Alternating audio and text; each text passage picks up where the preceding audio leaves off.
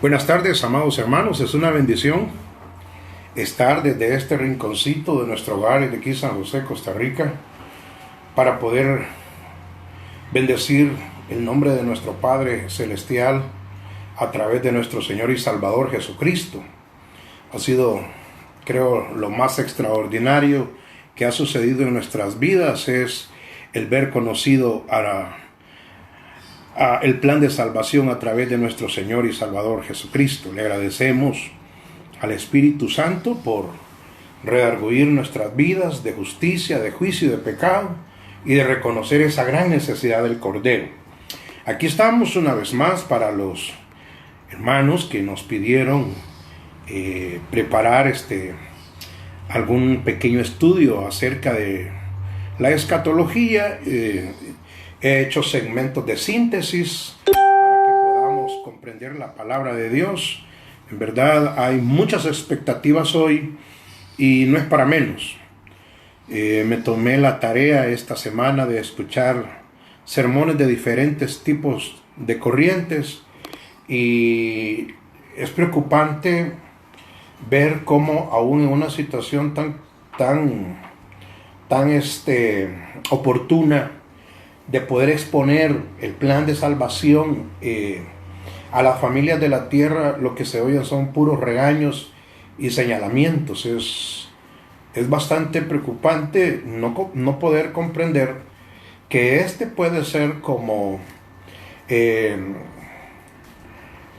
lo que le llaman un anzuelo para que las personas que están en cuarentena puedan recapacitar y poder darse cuenta que vivir sin Cristo es lo más decepcionante y lo más cruel que le puede pasar a cualquier persona, no importa de la clase social que sea. Así que, buenas tardes, ya vamos a tratar la manera de sintonizarnos en el estudio de esta preciosa tarde.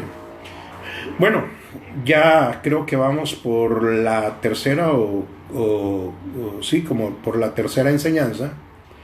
Y cosas que quiero poner bien claro, que me consultaron hoy en la mañana, es ¿quiénes son los gentiles y quién es el pueblo de Israel?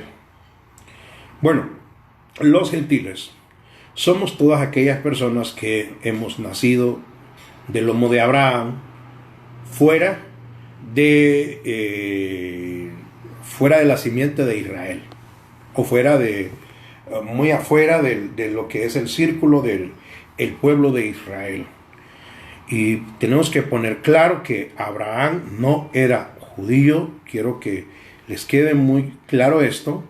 Él vivía en Ur de los Caldeos, en Babilonia, y de ahí Dios lo llama, y luego de los lomos de él nace Isaac, y de los lomos de Isaac nace Jacob. Jacob pelea con Dios, y ahí nace Israel, y ahí nacen las 12 tribus. Importante es entender que el plan de salvación no es ni para solo los israelitas o judíos, aunque tengo que aclarar que israelitas son todos los de la nación, y la diferencia de los judíos, la Biblia expresa que es acerca de una religión que existía. Otros dicen que vienen de los lomos de Judá, que por venir de los lomos de Judá le llaman judíos. Lo importante es que sean judíos o no, siempre son hijos de la promesa, son israelitas. Pero interesante que, aunque hayan muchas corrientes en cuanto a la escatología, he tratado un cuidado bastante fuerte para dejar bien marcada que hay una línea que lleva versículos bíblicos que van dirigidos exclusivamente para Israel, y hay una línea que va exclusivamente para los gentiles, que es la que finaliza en los misterios que es la iglesia de Jesucristo. Interesante que, para reforzar nada más esta situación, sí ocupo que quede bien claro que son dos corrientes que no se pueden unir, y el hecho de que ahora Dios aparte a Israel y tenga un trato exclusivo con la iglesia de él, no quiere decir que Dios ha apartado del pacto que tiene con Israel. Dios tiene un pacto con Israel. Acuérdese que dentro de la escatología encontramos el pacto abrámico, el pacto de Moisés, mosaico, encontramos el nuevo pacto, que es el nuevo pacto de sangre, es que se da en la muerte y resurrección de nuestro Señor y Salvador Jesucristo. Y en cuanto a pactos, Dios no va a abolir el pacto que tiene con Israel. El hecho que Israel lo haya ignorado por mucho tiempo, ya lo vimos eso con los profetas menores y los profetas mayores en el antiguo tiempo. El hecho que Israel no haya querido nada con Dios, eso no quiere decir que Dios los tiene en el olvido. Siempre Dios ha venido teniendo misericordia, y eso lo vemos a través de los labios del profeta Isaías, también lo vemos a través de los labios del profeta Jeremías, y encontramos que un plan lleno de bondad y de misericordia para Israel, aunque Israel haya estado alejado. Es decir, Él no va a abolir ese pacto. Y dejar claro que nosotros jamás seremos judíos. Nosotros somos gentiles. Nosotros no somos ni judíos cruzados, somos gentiles. Recuérdense que a la no amada la hizo amada suya. Dios ya tenía un plan perfecto. Nada más para entrar al estudio de esta tarde, que hoy vamos a hablar cuál es la diferencia entre los siglos pasados y este siglo presente, que sí es bien interesante que les quede bien claro.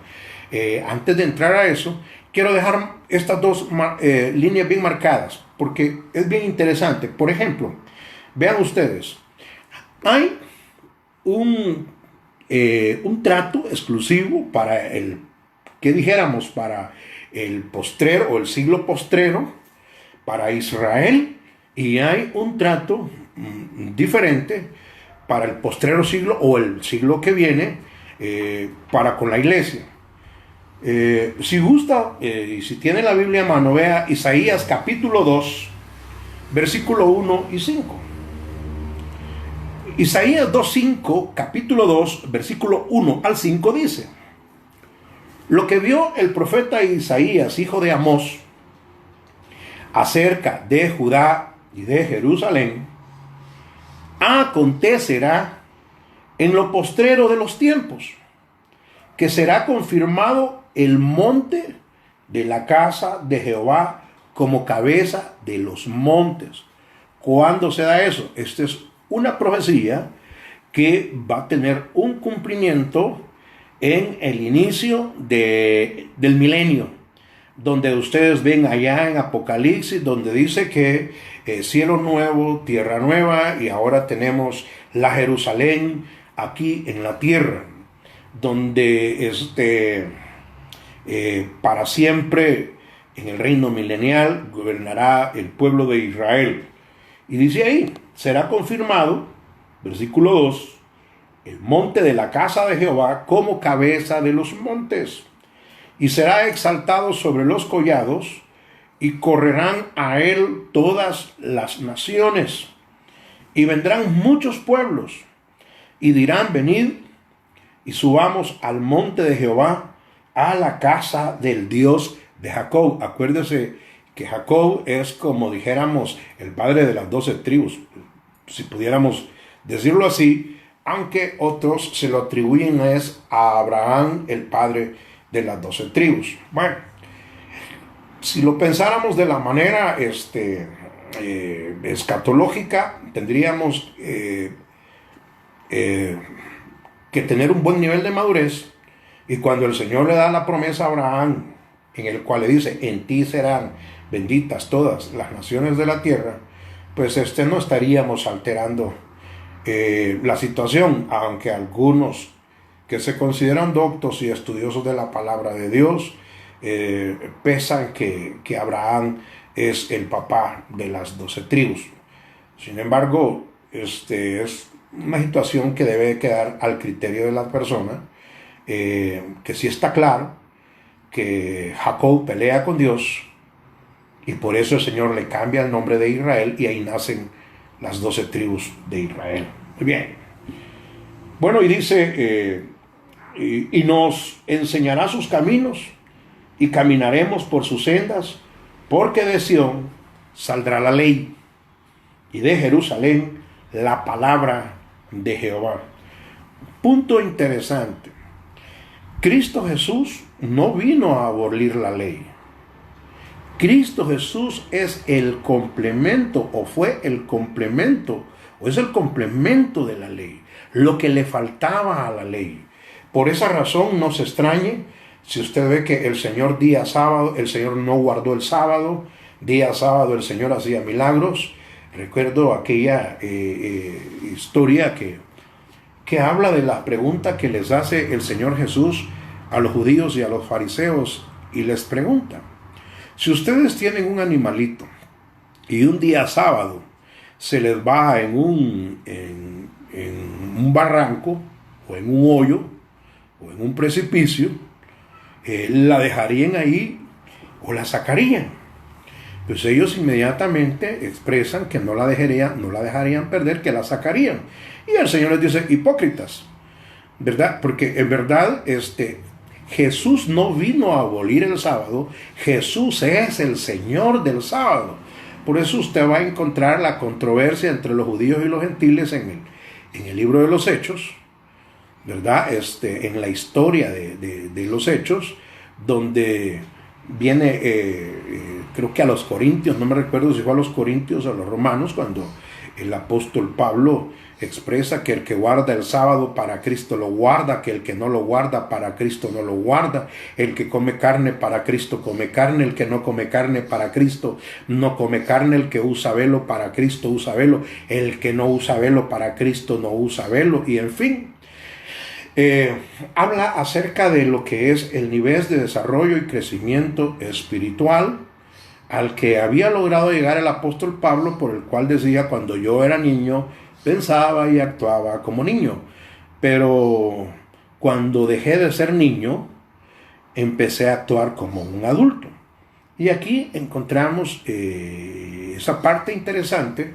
Jesús no vino a abolir la ley, Él vino a cumplir la ley en Él. Es decir, el hecho de que nosotros hoy vivamos en la gracia no quiere decir que nosotros vamos a vivir en una vida enfrenada, y eso lo voy a explicar en este presente siglo malo. Ya lo vamos a explicar. Solo quiero cerrar esa parte. El trato, hay una línea exclusiva con Israel, se las acabo de leer. Y ahora veamos la línea que es similar, que viene exclusivamente para los gentiles. Miremos 2 de Tesalonicenses 3, 1 al 5. Ahí no está hablando de judíos ni de israelitas. Allí está hablando de la iglesia de Cristo, de los gentiles.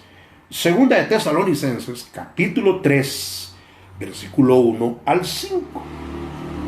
Dice: por lo demás, hermanos, orad por nosotros, para que la palabra del Señor corra y sea glorificada, así como lo fue entre vosotros, y para que seamos librados de hombres perversos y malos, porque no es de todos la fe.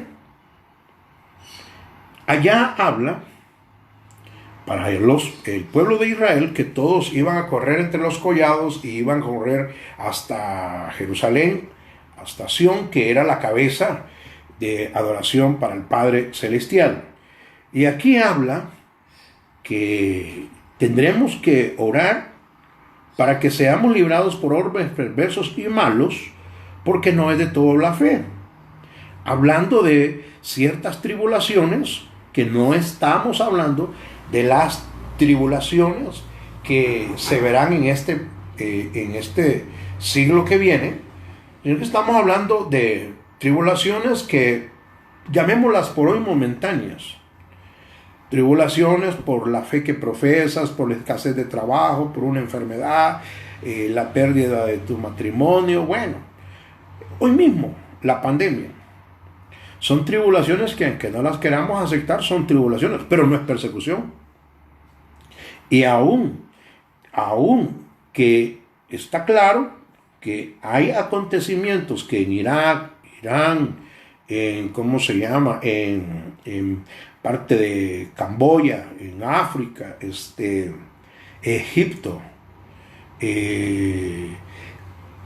casi gran parte del Medio Oriente, hay una persecución contra los hijos de Dios. Es decir, toda persona que profesa la fe en Cristo Jesús es un delito, hay una gran persecución.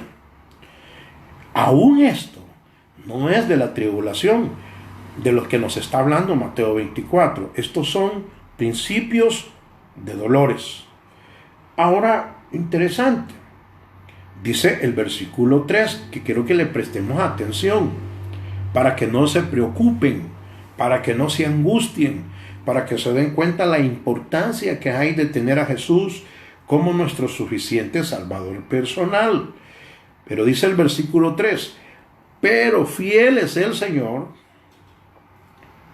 que os confirmará y guardará del mal.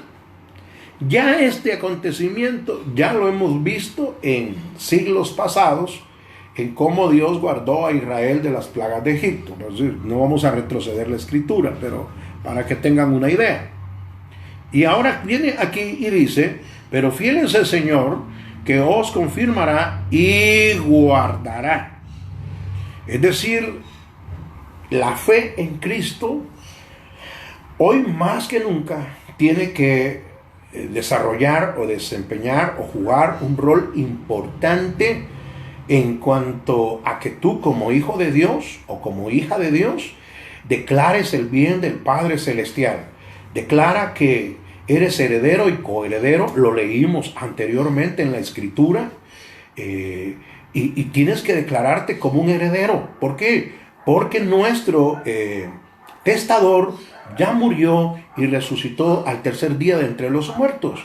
Y la herencia entra en vigencia cuando muere su testador. Y el testador ya llevó todas nuestras maldiciones pasadas, presentes y futuras en la cruz del Calvario. Eso está claro, no se podrá discutir.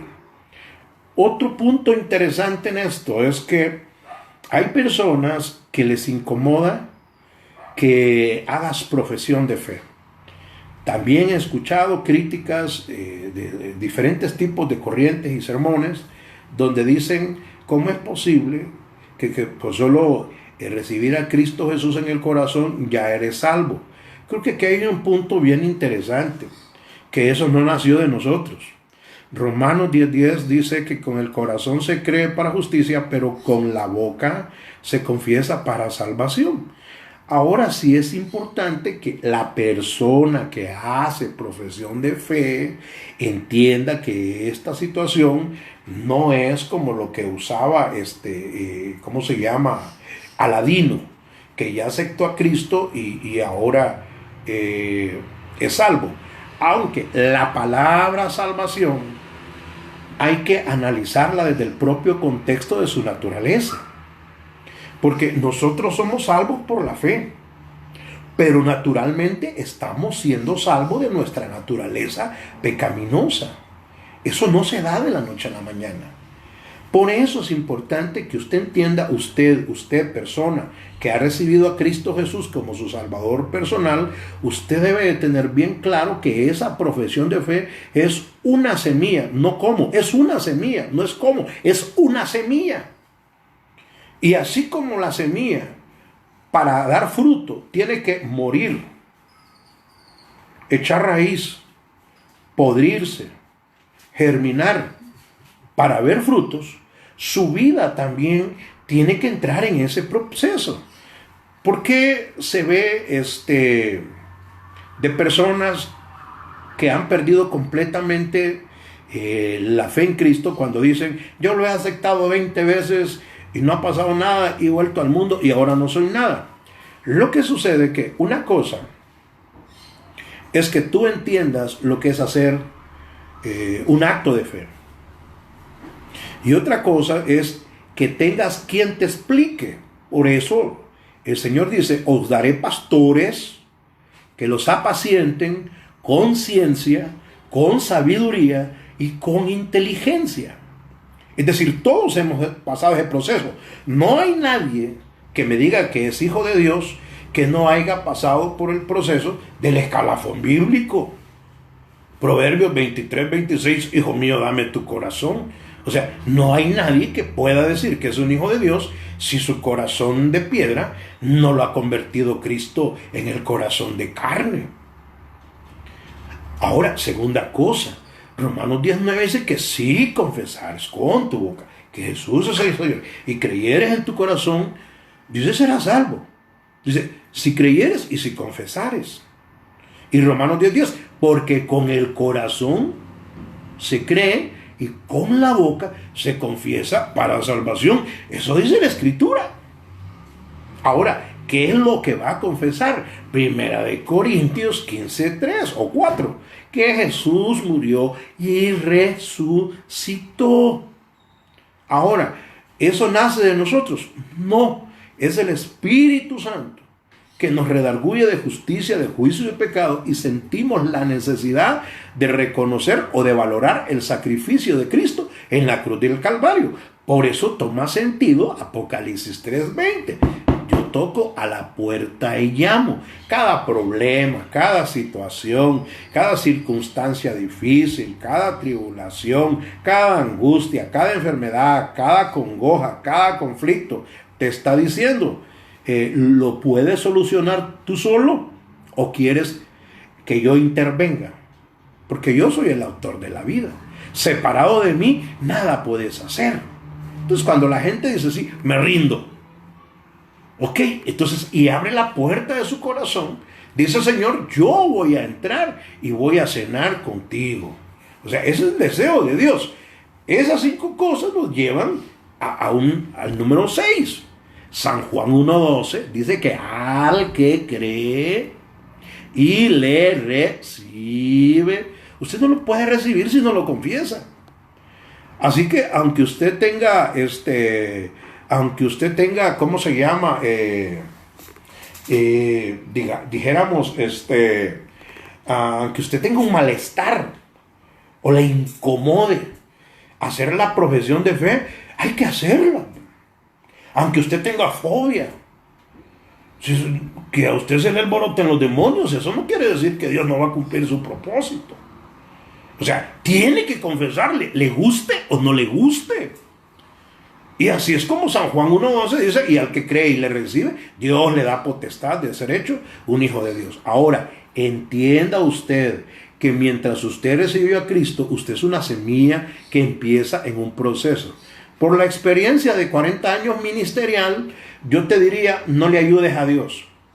Sé que hay muchos predicadores que creen que Dios no es capaz y le ponen cargas a la persona, quítese, no tome, no fume, no adultere, no aquí, no allá, y no lo va a lograr hacer, de veras.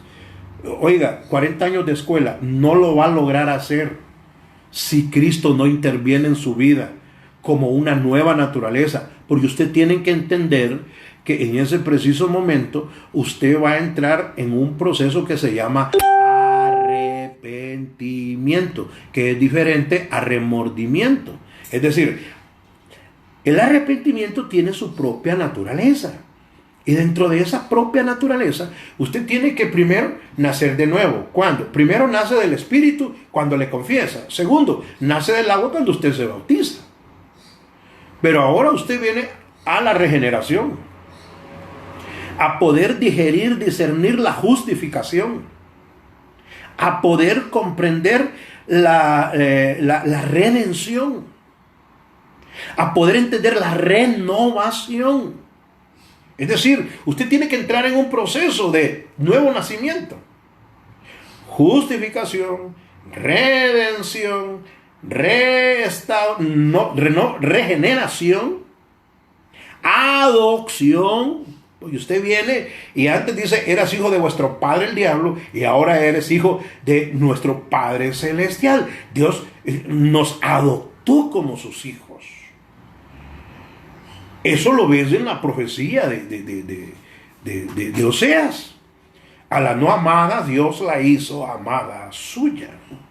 A nosotros nos hizo como un injerto en el olivo. Fuimos injertados en la rama. Pero nosotros tenemos que tener claro que aunque a la gente le moleste hacer profesión de fe, papito lindo, mamita preciosa, usted no lo va a poder hacer de otra manera si no abre su boquita y no lo invita a entrar en su corazón. Dejo claro eso, porque ya les he dicho, es bien importante comprender que no es el mismo trato que Dios tiene con Israel. Ya se lo expliqué en Isaías, sintéticamente hablando. Y luego tenemos una línea diferente para los gentiles, que es ahí donde se ven los misterios, que es la iglesia de Cristo Jesús. Y ya en la iglesia, Dios ya no está viendo judíos ni está viendo gentiles. Dios ve una sola masa, un solo grupo, un solo pueblo. Pablo dice, ya no hay judíos, ya no hay griego, ahora todos somos uno en Cristo Jesús.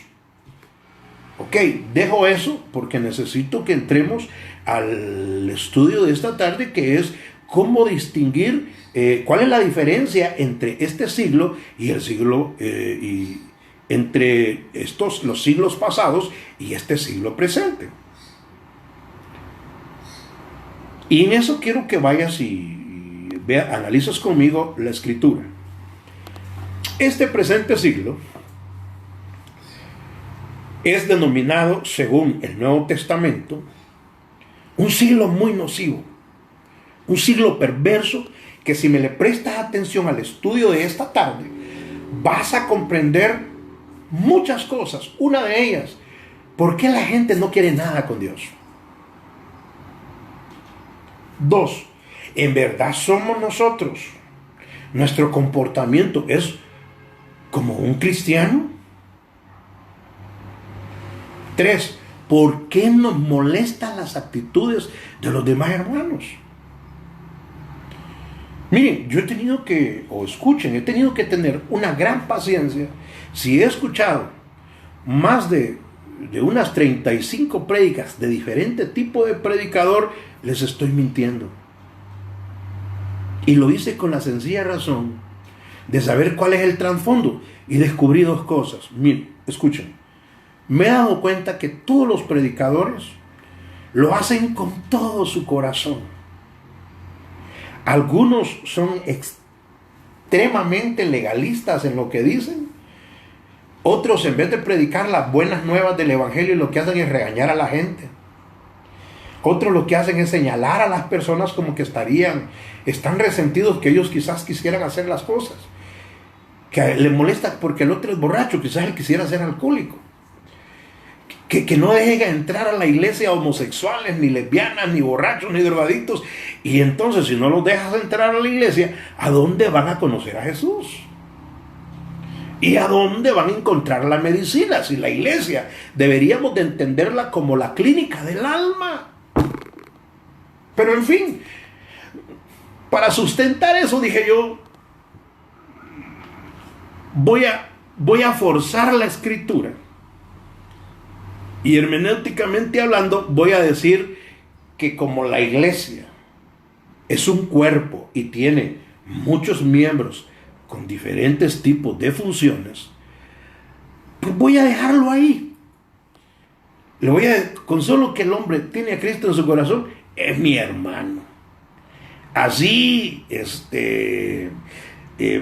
así le moleste que venga el borracho a la iglesia, o le moleste que venga la prostituta a la iglesia, y quizás él considere que la iglesia donde él tiene que estar tiene que ser una iglesia la cual no peca, cuando esta naturaleza pecaminosa, aún siendo cristianos, señor, señora, no se le va a quitar. Y si usted no me lo entiende y quiere vivir una vida cristiana con una santidad falsa, usted se va a convertir en un perfecto fariseo y en un hipócrita. Para muestra un botón.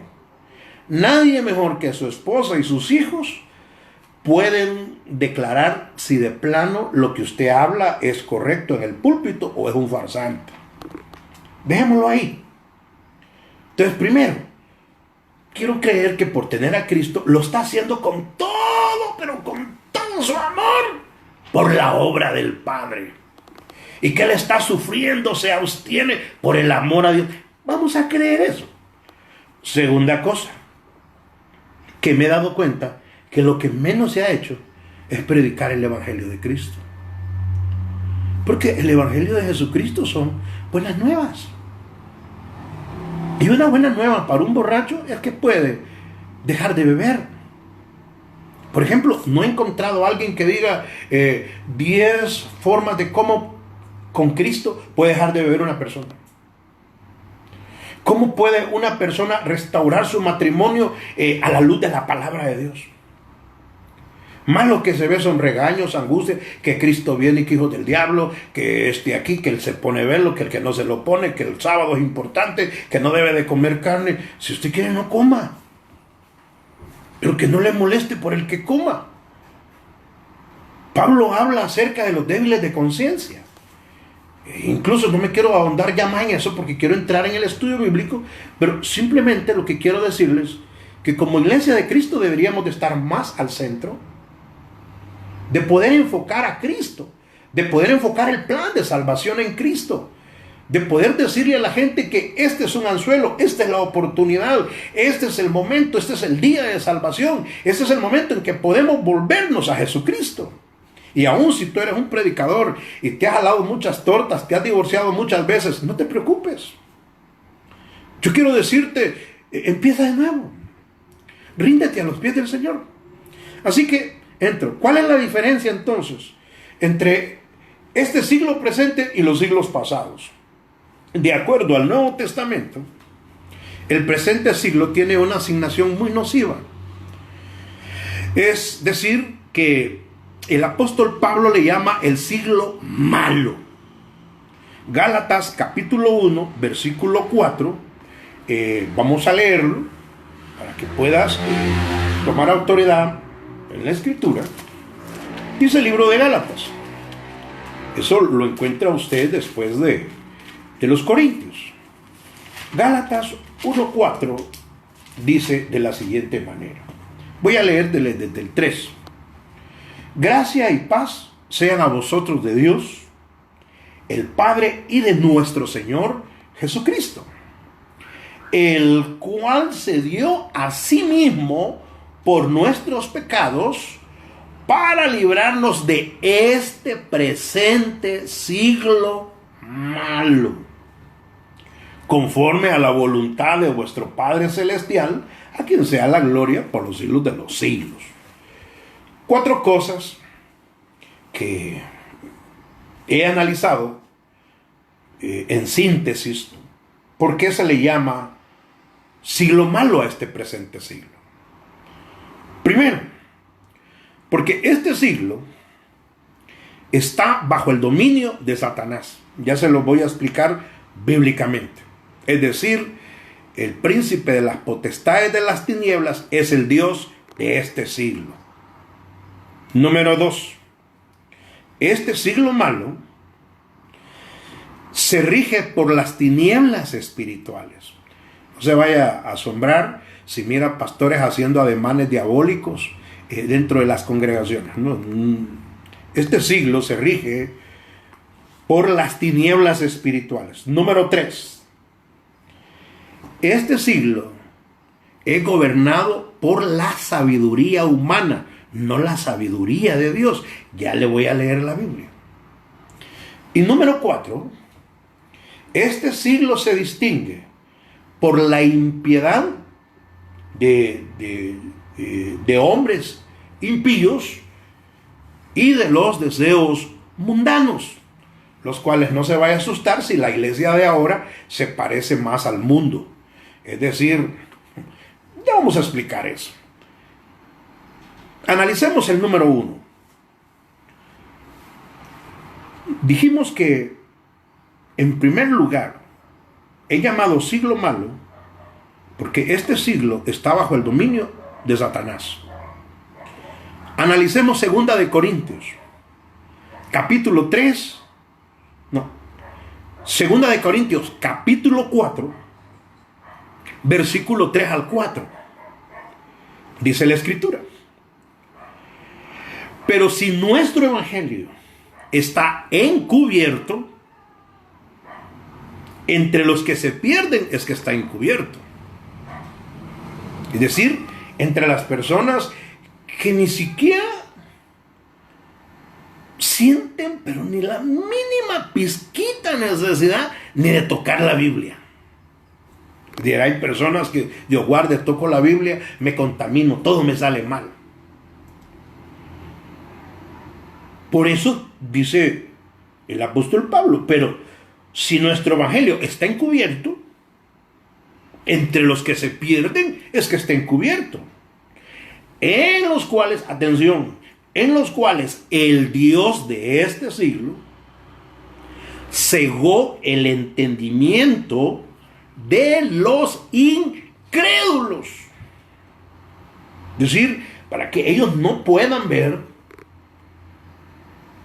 los beneficios que puede tener una persona separado de las drogas, separado de los vicios, con un excelente matrimonio, una familia consagrada al Padre Celestial.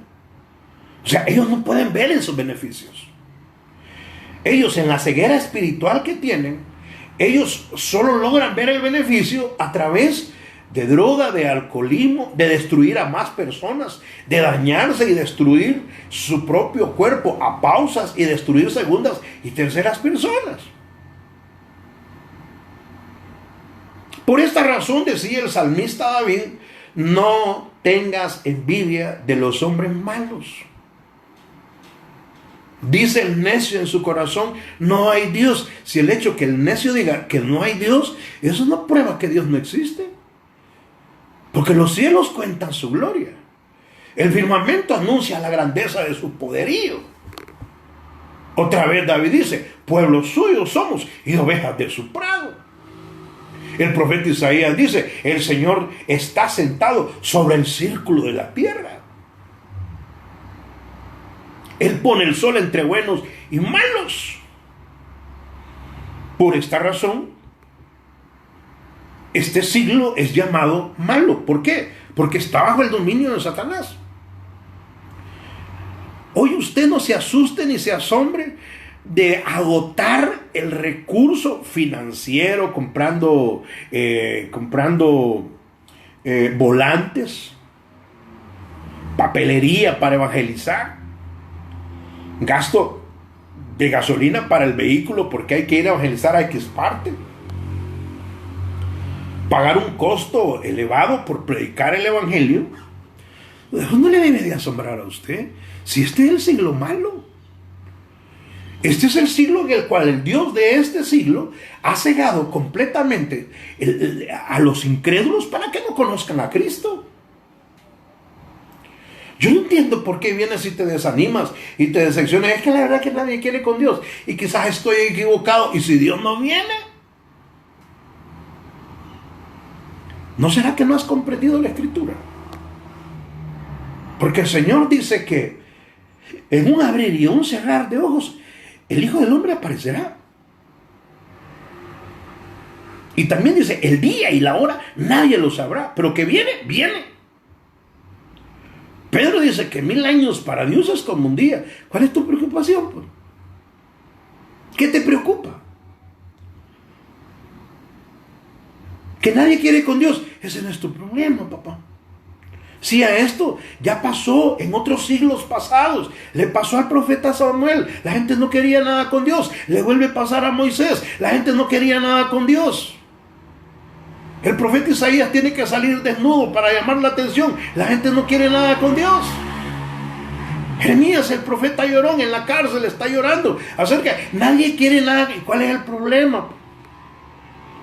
Más bien, benditos y dichosos los que el Espíritu Santo nos ha revelado a Cristo para acercarnos al Padre.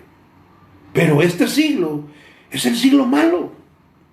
Entonces quiere decir, número uno, que debemos de buscar mejores estrategias para alcanzar a las personas para Cristo. Señor, señora, regañándonos no lo vamos a lograr. Demostrándole una santidad falsa tampoco lo vamos a lograr. Necesitamos el amor de Cristo. Necesitamos la misericordia. Necesitamos la humildad. Necesitamos el servicio. Usted que se considera un predicador, que se llama decir apóstol o pastor, bote la soberbia, papito. Dígale a su orgullo que usted puede lavar baños. Dígale a su orgullo que usted puede barrer la iglesia. Dígale a su arrogancia, a su altivez, que usted puede también servir en la iglesia a los hermanos. Porque el pastor debería de ser el servidor de todos. No la persona que tienen que poner en un pedestal. Porque Cristo no comparte su gloria con nadie. Pero ese es el problema que tenemos en este siglo malo. Entonces dice ahí, pero si nuestro evangelio, 2 Corintios, capítulo 4, versículo 3, pero si nuestro evangelio está aún encubierto, entre los que se pierden es que está encubierto. Porque la palabra de Dios ya está puesta, está escrita. No es prohibido comprar un libro. Bueno, solo en el Medio Oriente ahorita. Pero ahorita que nosotros tenemos tiempo, tenemos la bendición de poder escudriñar las escrituras. El Señor dijo, escudriñad las escrituras, porque a vosotros os parece que en ellas encontraréis la vida eterna, y ellas son las que dan testimonio de mí. Pregunto, ¿por qué nos da sueño leer la Biblia? Llámele agotamiento físico, cansado, lo que usted quiera. Póngale el nombre que usted le dé la gana. Pero la pregunta sigue en pie.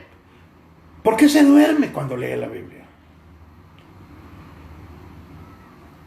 ¿Por qué? Porque el príncipe de este siglo, el que ha cegado el entendimiento para la gente, para que no crea la verdad, logra influenciar hasta cierto punto al remanente de Dios. Cierto punto. Porque está claro que 1 Juan 5:18 dice que el mundo está bajo el gobierno del maligno, pero al nacido de nuevo, el maligno no lo puede tocar. Está muy claro.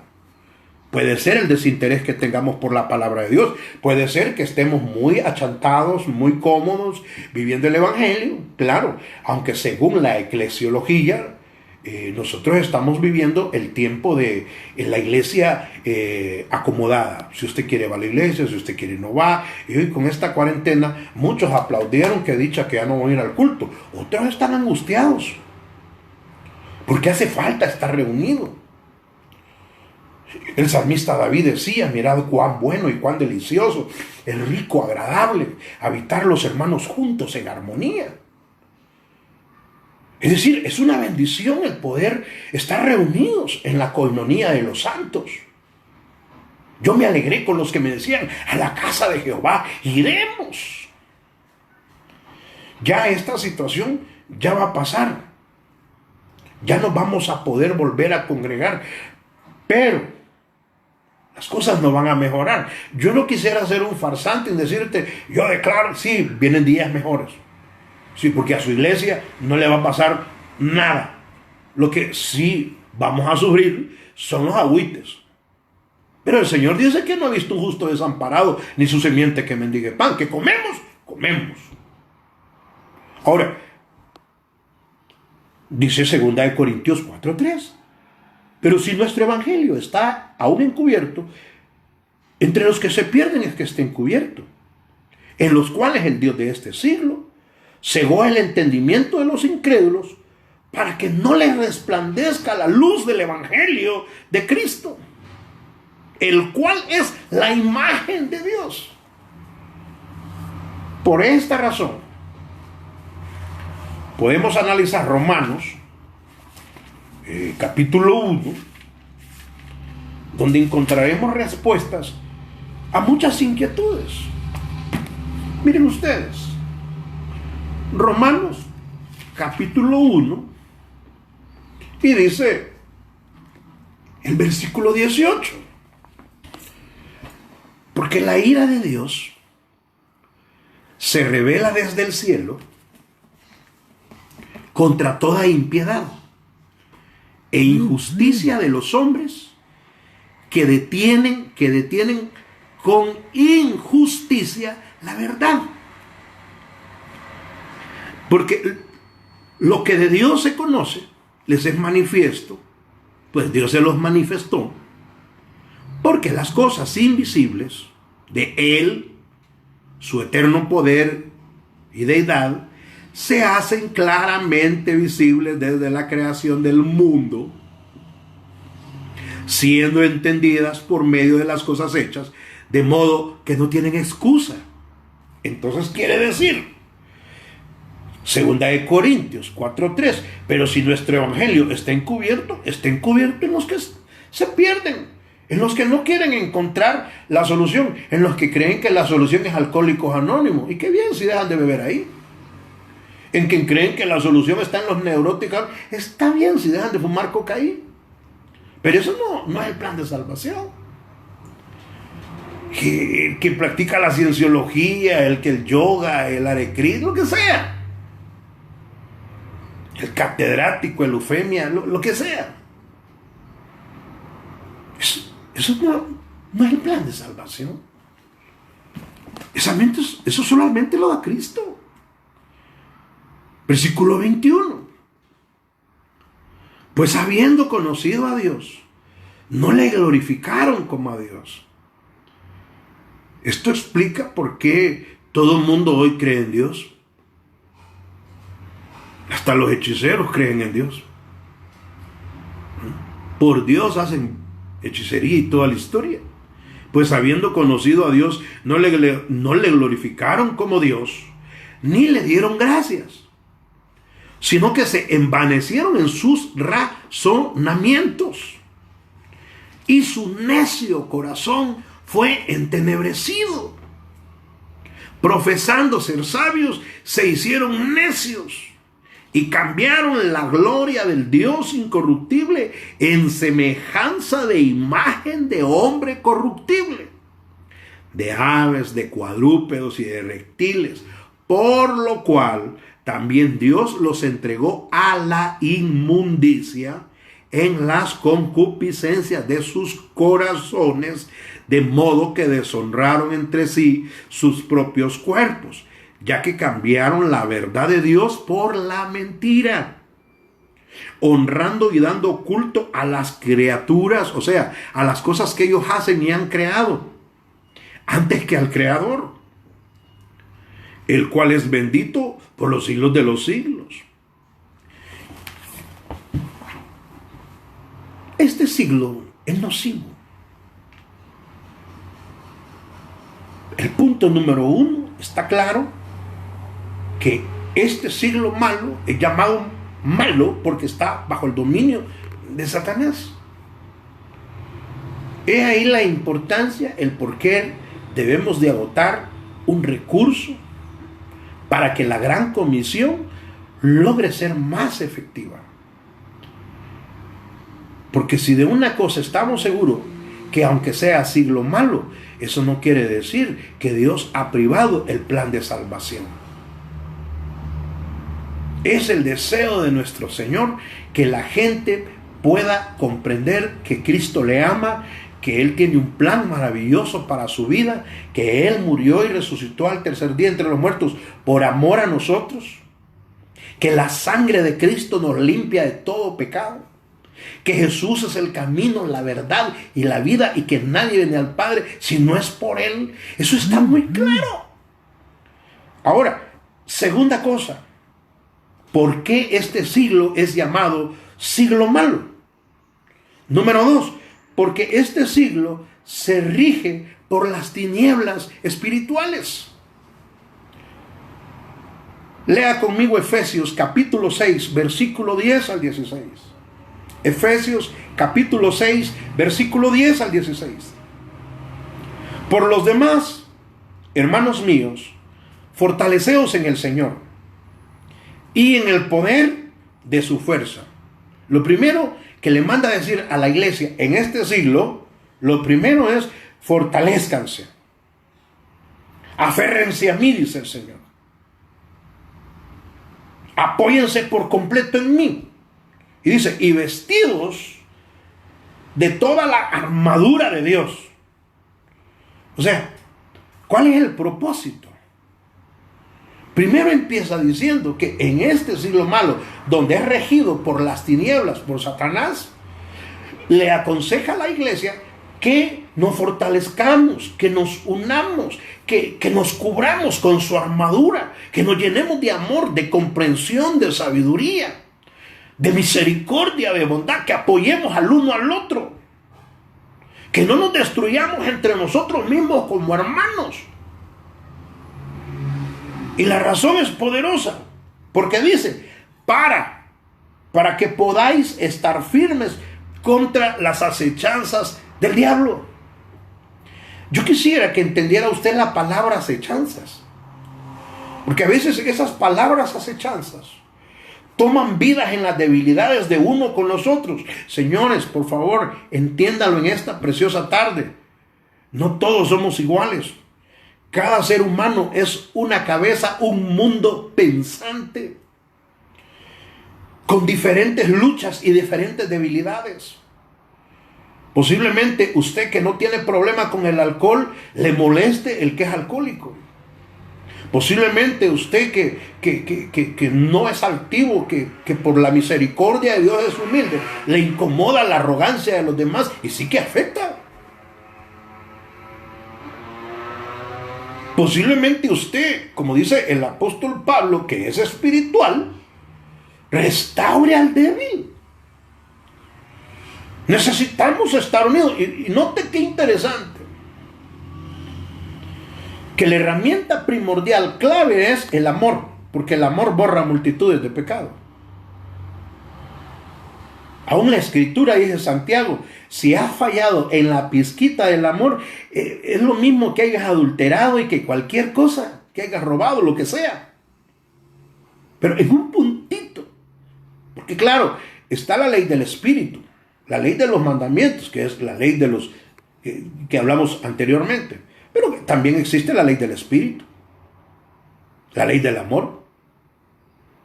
Acuérdense que Pablo dice que la ley del espíritu de vida en Cristo lo ha librado de la ley del pecado y la muerte. Pero ahora, si usted entiende que el amor es lo que no deberíamos de dejar pasar por alto, y que con solo esa herramienta del amor nosotros pudiéramos estar sobresaliendo airoso en este siglo malo, donde rigen las tinieblas espirituales. Porque cuando una persona tiene odio y rencor contra los mismos hermanos en Cristo, su cielo se vuelve de bronce, sus oraciones no son escuchadas.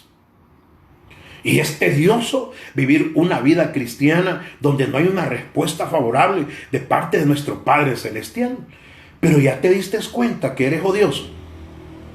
Ya te diste cuenta que te molestan los hermanos. Tu misma familia te repugna. ¿De dónde has creado en tu mentalidad que vas a llegar a viejo y a tu abuelo nunca lo vas a perdonar? ¿Y de dónde sale que hasta lo confiesas? Ojalá y esta pequeña asesoría o estudio bíblico te haga comprender que hay una gran diferencia entre este siglo presente y los siglos pasados. Y lo que quiero que comprendas es que este siglo presente es nocivo, es malo.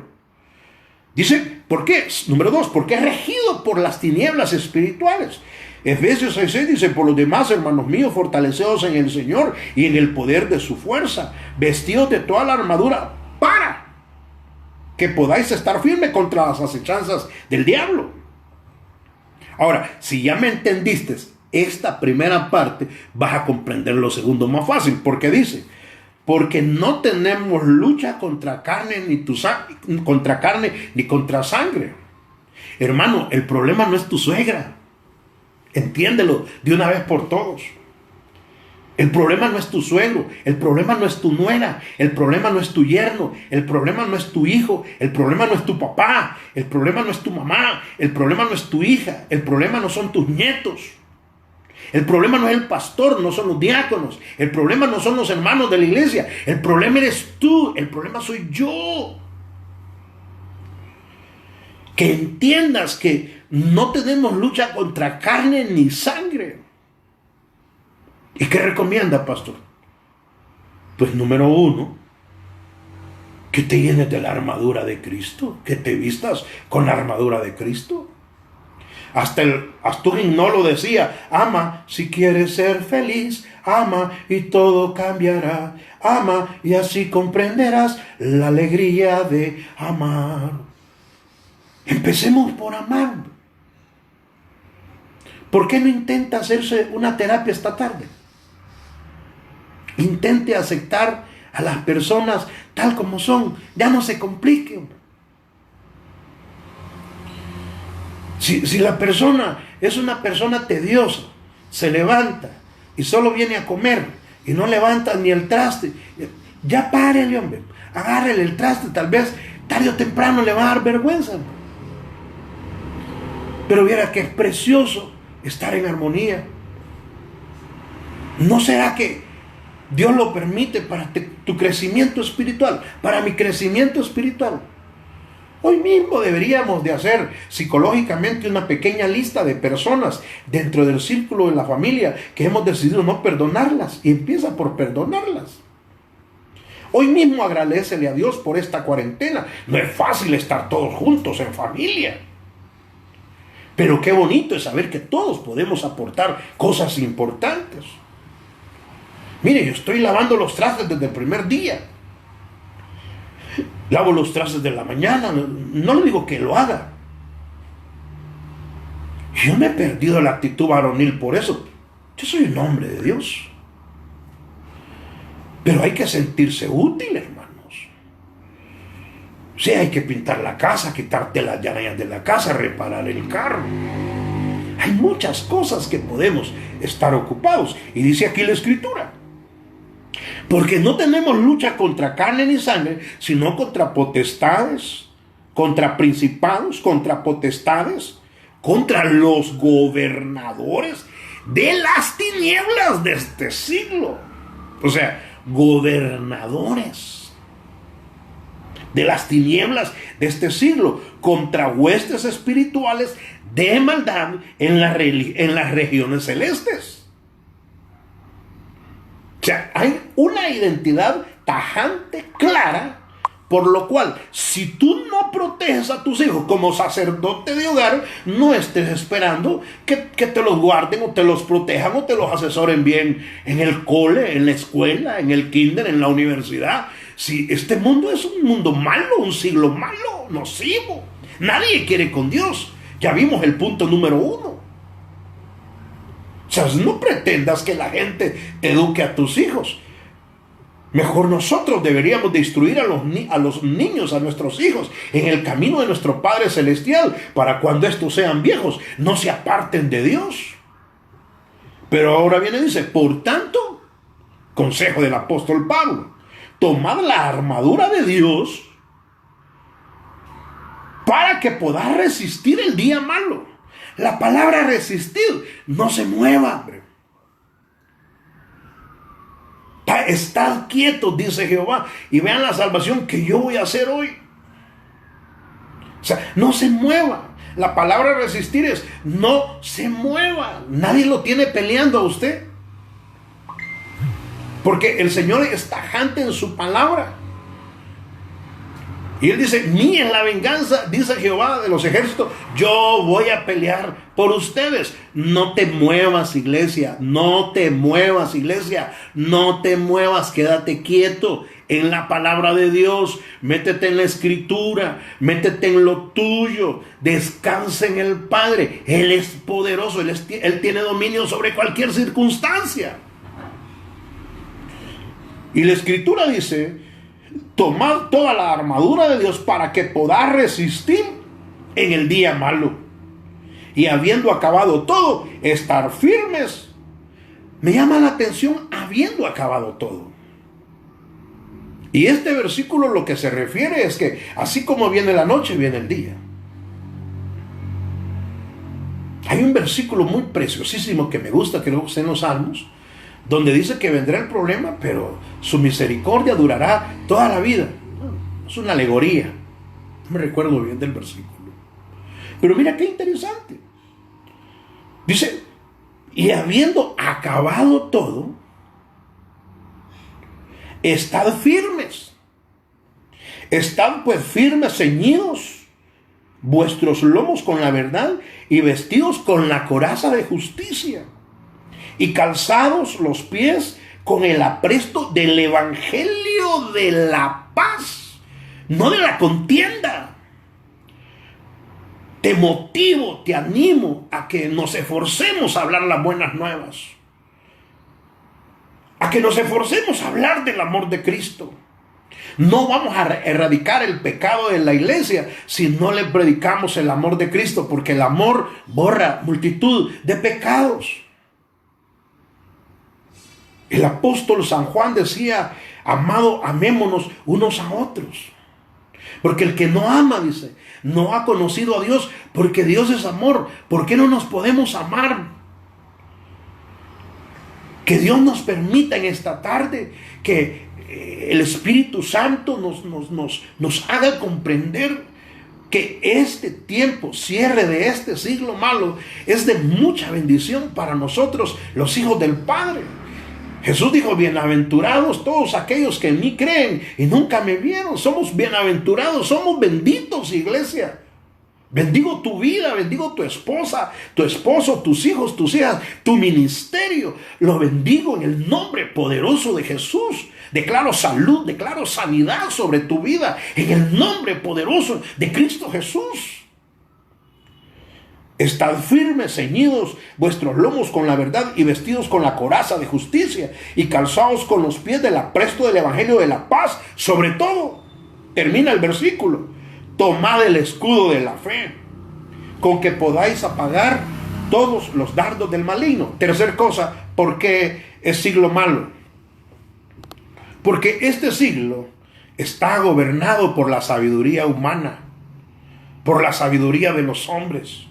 Primera de Corintios, capítulo 2, versículos 6 al 8, dice: sin embargo, hablamos sabiduría entre los que han alcanzado madurez, y sabiduría no de este siglo, ni de los príncipes de este siglo, que perecen, mas hablamos sabiduría de Dios en misterio, la sabiduría oculta, la cual Dios predestinó antes de los siglos para nuestra gloria, la cual ninguno de los príncipes de este siglo conoció. Porque si lo hubieran conocido, nunca hubieran crucificado al Señor de gloria. Es decir, ese misterio somos nosotros, la iglesia de Cristo Jesús. Yo te hago un llamado con mucho amor. Intentemos amarnos como iglesia. Votemos por hoy los rótulos: pentecostales, bautistas, presbiterianos, wesleyistas, visión centroamericana, asamblea de Dios. Y unámonos como el cuerpo de Cristo. El Señor no quiere que nadie se pierda, sino que todos procedamos al arrepentimiento. Hasta lo cantamos: somos el pueblo de Dios, somos un pueblo especial, llamados para anunciar las virtudes de aquel que nos llamó a su luz. Somos el pueblo de Dios. Aceptémonos como somos. Dejemos que Dios haga el trabajo en cada persona conforme Él. Si la Escritura dice: ¿por qué juzgas a criado ajeno? Si está de pie, para su Señor está de pie, y se cae, para su Señor cae. Cada quien sabe su lucha espiritual. Pero mi recomendación en este estudio escatológico es que comprendamos que toda la Escritura es inspirada por Dios y útil para redarguirnos e instruirnos. Número 4. ¿Por qué es llamado siglo malo este siglo presente? Porque se distingue de los deseos mundanos y de la impiedad. Leamos Tito, capítulo 2, versículo 1 al 15. Y con esto estamos para aterrizar. Tito 2, 1 al 15. Pero tú habla lo que está de acuerdo con la sana doctrina. Que los ancianos sean sobrios, serios, prudentes, sanos en la fe, en el amor, en la paciencia. Las ancianas, asimismo, sean reverentes en su porte, no calumniadoras, no esclavas del vino, maestras del bien, que enseñen a las mujeres jóvenes a amar a sus maridos y a sus hijos, a ser prudentes, castas, cuidadosas de su casa, buenas, sujetas a sus maridos, para que la palabra de Dios no sea blasfemada. Exhorta asimismo a los jóvenes a que sean prudentes, presentándote tú como ejemplo de toda buena obra, en la enseñanza mostrando integridad, seriedad, palabra sana e irreprochable, de modo que el adversario se avergüence y no tenga nada malo que decir de vosotros. Exhorta a los siervos a que se sujeten a sus amos, que agraden en todo, que no sean respondones, no defraudando, sino mostrándose fiel en todo, para que en todo adornen la doctrina de nuestro Dios y Salvador Jesucristo. Porque la gracia de Dios se ha manifestado para salvación a todos los hombres, enseñándoos que renunciando a la impiedad y a los deseos mundanos, palabra clave es renunciando a la impiedad y a los deseos mundanos, vivamos en este siglo de tinieblas, de corrupción, sobrio, justo y piadosamente, aguardando la esperanza bienaventurada y la manifestación gloriosa de nuestro gran Dios y Salvador Jesucristo, quien se dio a sí mismo por nosotros para redimirnos de toda iniquidad y purificar para sí un pueblo propio, celoso de buenas obras. Esto termina el apóstol Pablo diciendo: habla y exhorta y reprende con toda autoridad, que nadie te menosprecie. De manera que para terminar hoy, cierro con 7 cosas.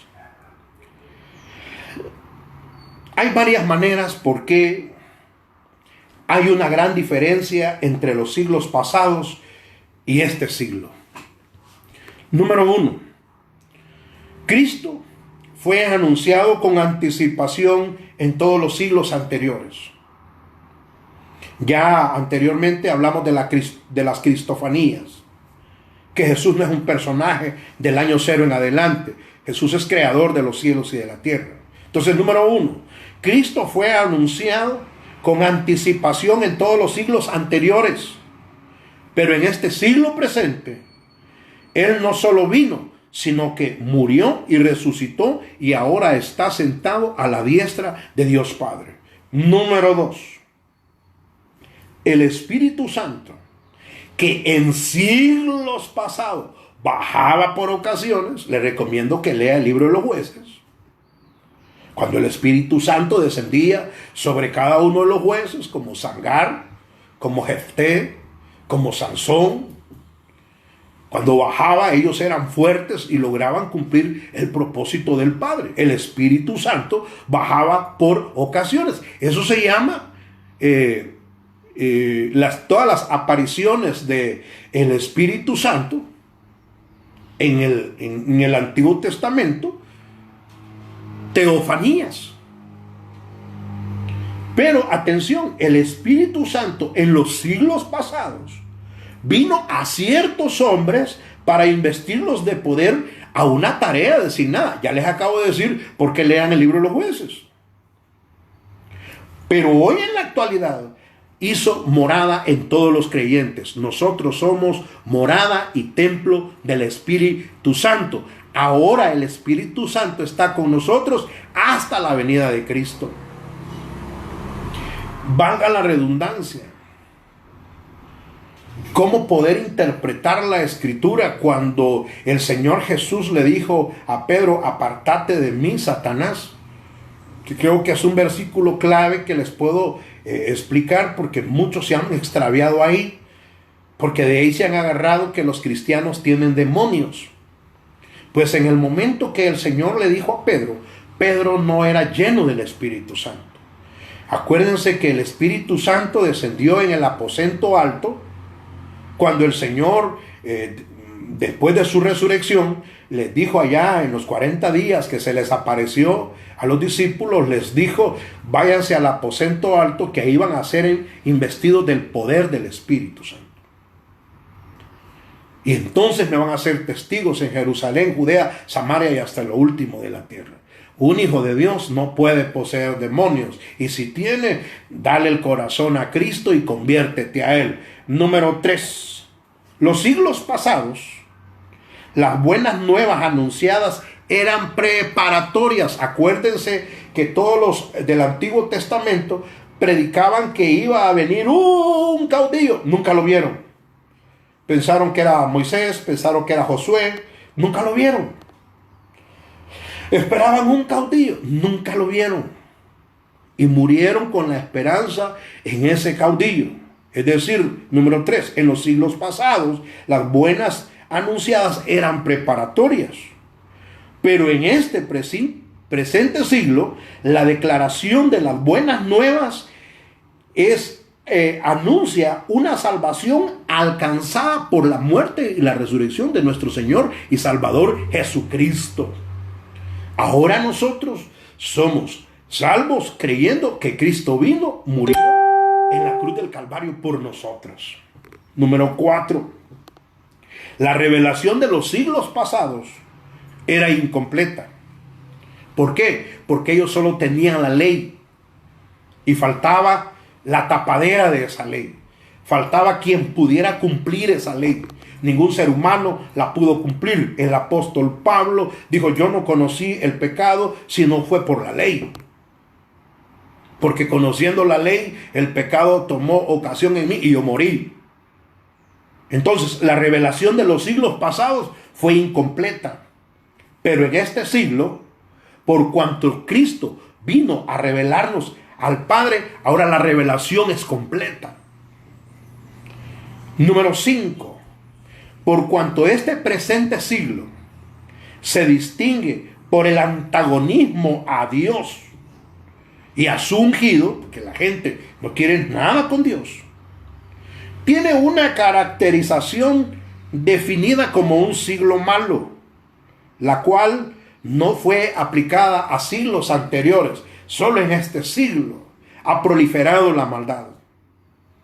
Número 6. Por consiguiente, este siglo está bajo el dominio de Satanás, su Dios, de una manera única y sin precedentes. Ya leímos los versículos ahí arriba. Número 7 para terminar. La nación de Israel ha sido por hoy puesta a un lado como un objetivo particular, no apartada, porque Dios tiene un pacto con Israel y no lo va a quebrantar. Y eso se va a cumplir al final, cuando el Señor venga con su iglesia ya a gobernar en el milenio.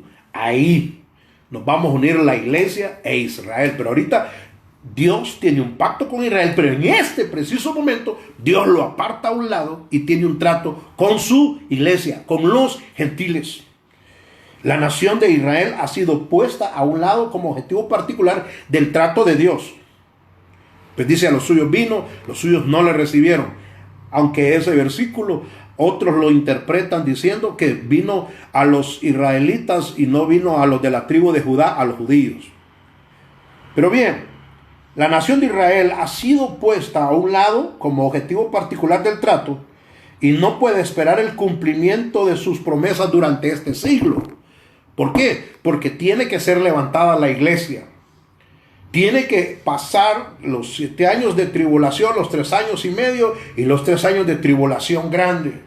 Tiene que esperar las bodas del Cordero. Primero, Cristo viene por su iglesia en el aire.